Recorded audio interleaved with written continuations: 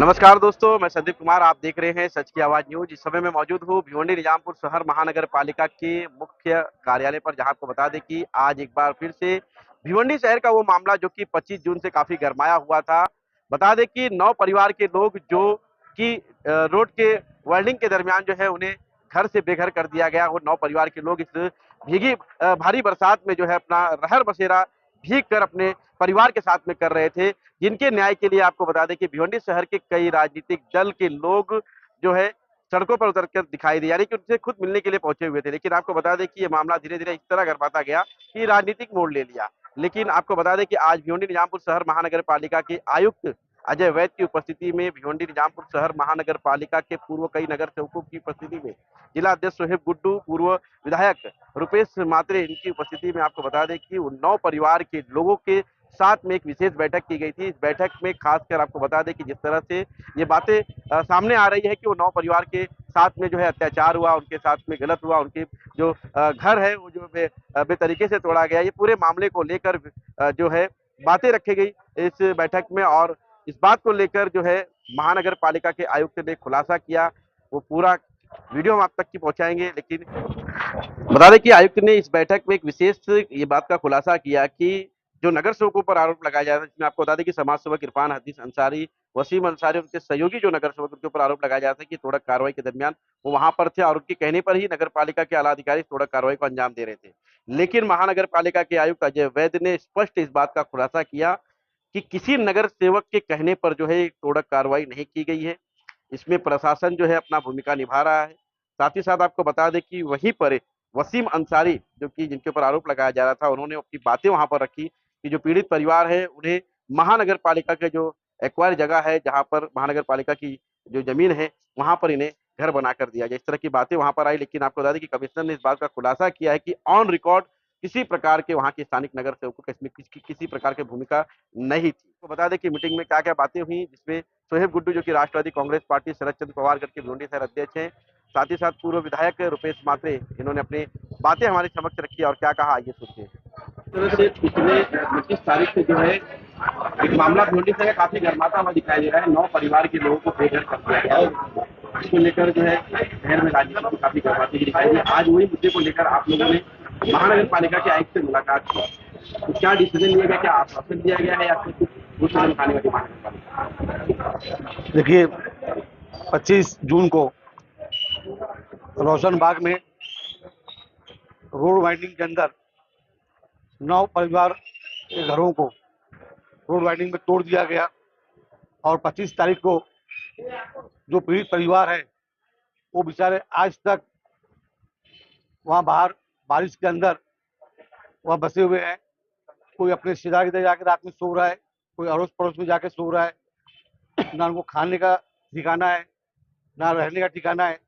बहुत अफसोस की बात है, ये जो 9 घर को तोड़ा गया है, ये 3 बार रोड वाइंडिंग के अंदर उसको तोड़ चुका गया है। बार बार उसी 9 घर को टारगेट क्यों बनाया जा रहा है समझ में नहीं आ रहा है। वहाँ और भी घरे हैं, वहाँ पे लोग अपने हाथों से कोई खिड़की निकाल रहा है, कोई दरवाजा निकाल रहा है, लेकिन इन 9 घरों को बुलडोजर लगा के तोड़ दिया गया। ये बहुत ही दुख की बात है और कहीं ना कहीं कॉरपोरेशन ने यहाँ पे गलती की है, जो मुझे समझ में आ रहा है। और मार्किंग के अंदर जैसे इनका आरोप है 9 परिवार वालों का कि मार्किंग के अंदर कि कहीं ना कहीं इन लोगों ने गलत मार्किंग की है। 1 मीटर से 1.5 मीटर हो रहा था, इन्होंने 3 मीटर पे मार्किंग करके तोड़ा है घरों को। तो ये बहुत गलत तरीके से तोड़ा गया। उसके लिए हमने वालिया मामा को फ़ोन किया, यहाँ सब नगर सेवक से रब्ता किया, रुपेश माथुर साहब से रब्ता किया। तो वालिया मामा ने कमिश्नर साहब से बात की कि भाई वो 9 घरों को कहीं ना कहीं इंसाफ मिलना चाहिए और उसके लिए कोई ना कोई पर्याय होना चाहिए, उनको कहीं ना कहीं मदद मिलना चाहिए। और गलत तरीके से अगर तोड़ा गया है तो कॉरपोरेशन उसको वापस से मकान बना के देना चाहिए। तो उससे हमने कमिश्नर को शनिचर इतवार बंद होने की वजह से हमारा रब्ता नहीं हो पाया। आज पीर के दिन दोपहर में 3 बजे कमिश्नर साहब से हमारी मीटिंग हुई। तो सब नगर सेवक यहाँ पे इमरान भाई है, अहमद भाई है, मतलूब भाई है, सलाम मोमिन है, रुपेश माथुर साहब है और बाकी सभी पार्टी के नगर सेवक थे यहाँ पे।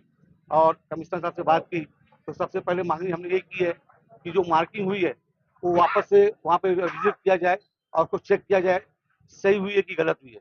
और मार्किंग के लिए उन्होंने 4 तारीख का हमको टाइम दिया है, क्योंकि अभी आचार संहिता भी है और दूसरी बात है अधिवेशन भी चालू है, तो इंजीनियर हो सकता है यहाँ पे रहे नहीं, तो 4 तारीख को वापस से वहाँ विजिट करेंगे और मार्किंग हमें वापस से इंशाल्लाह चेक करेंगे। और उसके बाद अल्लाह ना करे उनका घर जाता है उसके अंदर भी, तो हमारी पूरी कोशिश रहेगी कि उनको कहीं ना कहीं इंसाफ मिलना चाहिए और जो भी मदद कॉर्पोरेशन से मिल सके वो मिलना चाहिए। और उसके अलावा हमारे से जो मदद हो सकती है वो इंशाल्लाह हम लोग पूरी कोशिश करेंगे मदद करने की। और इसमें मैं एक ही चीज़ बोलना चाहूँगा कि मीडिया के थ्रू हम लोग देख रहे थे, रोज वीडियो वहाँ की आ रही थी। किसी मजलूम से आप खेलिए मत और इसमें सियासत मत करिए, ये सियासत का वक्त नहीं है। जिसका घर गया है वही जानता है कि तकलीफें क्या है। तो इस वक्त हमको आज हमारा वो भी हमारे शहर का एक हिस्सा है, तो आज हमारा फर्ज बनता है उनके लिए खड़ा होना। जहाँ उनको जरूरत पड़ेगी वहाँ हम सब साथ में खड़े रहेंगे उनके, और उनको पूरा इंसाफ दिलाने की कोशिश करेंगे। और आगे भी जो डीपी प्लान में जो घर या दुकानें या कारखाने टूटने वाले हैं, उसके लिए हम लोग एक प्लानिंग करेंगे। अभी हमारे कमिश्नर साहब से बात हुई है, वो 5 तारीख के बाद एक कमेटी बनाएंगे, उसके लिए भी क्या प्लान होना चाहिए, किसी का नुकसान नहीं हो, उसके लिए भी इंशाल्लाह कोई ना कोई रास्ता निकालेंगे। शोएब भाई, जिस तरह से 9 परिवार के लोग अभी फिलहाल देखा जाए 4 तारीख के बाद जो है उसका डिसीजन लिया जाएगा। अभी 4 तारीख तक के उनके लिए पर्याय मार्ग क्या निकाला गया है? क्या वो अभी उसी तरह मुश्त पर ही रहने वाले हैं या उनके लिए कुछ व्यवस्था की गई है? देखिए व्यवस्था के लिए वहाँ पे अड़ोस पड़ोस वाले ने भी किया है, और लेकिन वो वहाँ छोड़ के जाना नहीं चाहते। उनका कहना ये है कि हम वहीं रहेंगे जब तक हमको इंसाफ नहीं मिलेगा। तो हमारी कोशिश रहेगी उनको हम परिवार के लोगों का मानना है। हाँ परिवार को शोएब माना भाई, जो परिवार के लोगों ने आरोप लगाया था कि हमारा जबरदस्ती जोड़ा गया है करके, उसके ऊपर कमिश्नर साहब ने क्या जवाब दिया? जाए। उसी की लड़ाई चालू है। वही 4 तारीख तो 4 तारीख को फाइनल होगा, वापस से क्या मार्किंग चेक किया जाएगा। अगर कमिश्नर साहब की और अपना महानगर पालिका की गलती रहेगी तो उनका पूरा शहर के अंदर उनका पर्दाफाश हो जाएगा। इसका मतलब इससे पहले भी जितना भी हुई है मार्किंग वो गलत हुई है। तो अभी 4 तारीख को ही इसका डिसीजन होगा। शोएब भाई, जिस तरह से पूर्व नगर सेवकों पर मीटिंग में भी खुला आरोप लगाया गया और आयुक्त साहब ने क्लियर तक बताया कि भाई तकलीफ का टाइम था, त्यौहार का टाइम था, इसके लिए उस कार्रवाई को रोका गया है ना, उन्होंने उनका पेपर बताया, उस पर आप क्या कहेंगे? देखिए नगर सेवक तो कोई भी हो, वो कभी नहीं चाहेगा उसके वार्ड में मतलब उनका किसी का नुकसान हो। भाई वो नगर सेवक पूरे वार्ड के रहते हैं। और मैं नहीं समझता ये इसके अंदर जो ये मामला हुआ, ये कॉर्पोरेशन कमिश्नर साहब ने खुद कबूला है उस मीटिंग के अंदर कि नगर सेवकों की इसमें कोई गलती नहीं है, नगर सेवक ऐसे कोई वास्ता नहीं है। जो वास्ता है हमारा महानगर पालिका का है और हम कानून से काम करते हैं। इसमें नगर सेवक का कोई कुछ लेना देना नहीं। 50 साल से वो रह रहे थे, तो नगर सेवक का मैं नहीं समझता इसमें कोई होगा। मैं पहले कह दूं इसमें सियासत नहीं करना है। हम सबको मिलजुल कर एक साथ होकर हमको उनको इंसाफ दिलाना है और आगे जो डीपी प्लान का मामला रहे उसमें कोई रास्ता निकालना है। आयटी डिपार्टमेंटचा आम्ही कारवाई करणार आहे, पुढे पण कारवाई करणार है। इस कार्रवाई को लेकर जैसे आगे दिक्कत आने वाली, बहुत स्लम इलाका है पूरे शहर में, काफी सारी झोपड़पट्टी है, बहुत लोगों के पास अपने पेपर नहीं होंगे, तो उनके ऊपर जो बुलडोजर चलने वाला है उसके लिए आप क्या करने वाले, आगे की क्या तैयारी है? इस तरह से जो अभी 9 घरों का हुआ, आगे भी घरों का हो सकता है, उसके लिए क्या करेंगे?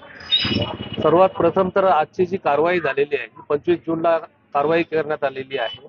खरं तर रोड वायडिंग असो किंवा अनधिकृत बांधकामांवर कारवाई असू देत, एक मानवतेच्या दृष्टीने नियम झालेला आहे की पावसाळ्यामध्ये कुठल्याही राहत्या घरावर कारवाई होऊ नये, तर त्यामध्ये राहणाऱ्या माणसांना त्या ठिकाणी अडचणी निर्माण होऊ नयेत अशा प्रकारची एक परंपरा आहे। पावसाळ्यात आपण कुठल्याही प्रकारची तोडण्याची मोहीम किंवा तोडण्याचे त्या ठिकाणी कारवाई करत नाही, परंतु या ठिकाणी तशा पद्धतीची कारवाई केलेली आहे आणि त्या कारवाईमध्ये 9 घरं जी आहेत ती बाधित होऊन त्या 9 घरांमध्ये राहणारी अनेक लोक आहेत की त्या लोकांना बेघर व्हावं लागलेलं आहे।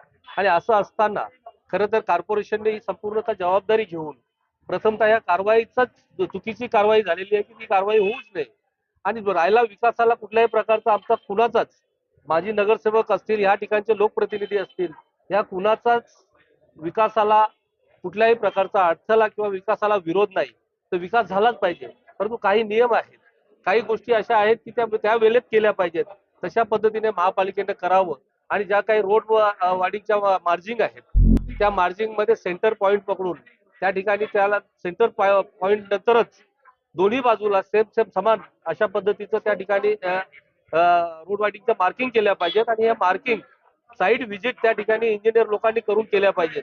परंतु बऱ्याचशा रस्त्यांमध्ये ह्या अडचणी आपल्याला पाहायला मिळालेल्या आहेत की ज्या ठिकाणी कारवाई झालेली आहे त्या ठिकाणी बऱ्याच ठिकाणी रस्ते हे वळवण्याचं काम किंवा एखाद्या माणसाला वाचवण्याचं काम या आधी देखील बऱ्याच रस्त्यांमध्ये झालेलं आहे. माझं तर असं स्पष्ट म्हणणं आहे की ज्या ज्या ठिकाणी गरीब गरजू लोक जे आहेत त्यांना वाचवता येईल ते वाचवण्याचा या ठिकाणी प्रयत्न सगळ्यांनी केला पाहिजे. आणि महापालिकेचा विकास होत असताना नक्कीच सहकार्य केलं जाईल.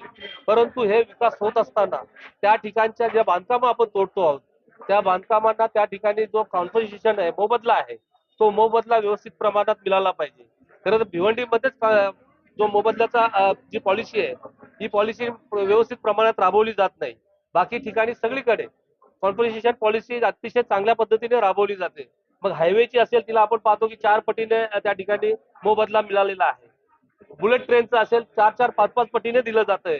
मग भिवंडी महापालिकेनंच प्रत्येक वेळी कॉम्पन्सेशनचा नियम जो आहे तो या ठिकाणी डावलण्याचा किंवा त्या ठिकाणी मदत न देता फक्त टीडीआर पब्लिकच्या कुठल्याही कामात येत नाही, ज्या टीडीआरला कोणी फारसं विकत देखील घेत नाही, त्या टीडीआरच्या माध्यमातून फक्त लोकांच्या तोंडाला पानं पुसण्याचं काम महापालिकेकडून होतंय. म्हणून ही प्रथमतः टीडीआरची पॉलिसी किंवा कॉम्पन्सेशनची पॉलिसी जी आहे ही बदलण्याचं काम केलं पाहिजे. आणि त्यासाठी आता लोकल बॉडी नाही, लोकल बॉडी आल्यानंतर नगरसेवक करतीलच, परंतु लोकल बॉडी नसताना आयुक्तांनी पुढाकार घेऊन त्या पॉलिसीसाठी राज्य सरकारकडे प्रयत्न केले पाहिजेत. आणि तशा पद्धतीने त्या ठिकाणी चर्चा झालेली आहे. आयुक्त महोदयांनी त्या ठिकाणी आश्वासित केलेलं आहे की तशा प्रकारच्या पॉलिसीसाठी भिवंडी शहरामधले जे जुने नगरसेवक आहेत, जाणकार आहेत, त्यांना एकत्रित घेऊन त्या पॉलिसीसाठी प्रयत्न करणार आहेत. तेव्हा आता जे 9 फॅमिलीवर जो अन्याय झालेला आहे तो अन्याय होऊ नये म्हणून त्यांचं त्या ठिकाणी निवारा केंद्रामध्ये त्यांना सेटल केलं पाहिजे किंवा त्यांचं जे बांधकाम जर चुकीच्या पद्धतीने तोडलं असेल तर ते बांधकाम त्या ठिकाणी पुन्हा त्यांना तसं दिलं पाहिजे. आणि दुसरी गोष्ट अशी आहे की भिवंडीमध्ये बऱ्याचशा प्रमाणात जागा जी आहे ही सरकारी आहे किंवा फॉरेस्टची जागा आहे. या फॉरेस्टच्या किंवा सरकारी जागेमध्ये जी बांधकामं आहेत त्यामध्ये कॉम्पन्सेशन पॉलिसीमध्ये हे बसत नाही की जागा वेगळी आणि घर वेगळं असतं. जागा कुणाच्या तरी नावावर आहे आणि घर वेगळ्या माणसाच्या नावावर आहे, त्यामुळे त्याला मोबदला मिळत नाही.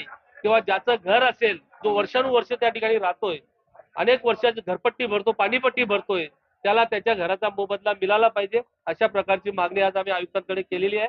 निश्चितच त्यामध्ये ते सगळ्यांचा मताचा विचार करून तशा पद्धतीचं पॉलिसीसाठी प्रयत्न करतील आणि या सर्वांना चांगला मोबदला मिळावा अशा दृष्टीने प्रयत्न होतील.